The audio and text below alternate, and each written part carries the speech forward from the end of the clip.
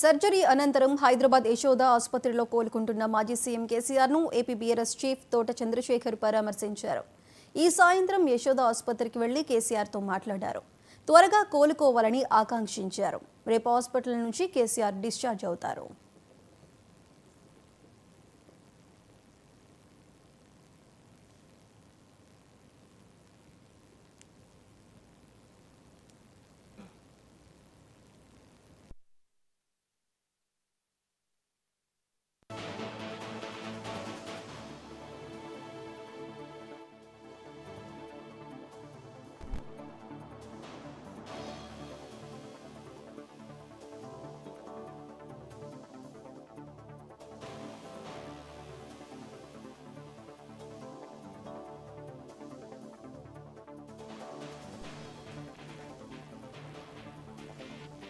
Surgery అనంతరం హైదరాబాద్ యశోద హాస్పిటల్లో కోలుకుంటున్న మాజీ సీఎం కేసీఆర్ను ఏపీ బీఆర్ఎస్ చీఫ్ తోట చంద్రశేఖర్ పరామర్శించారు.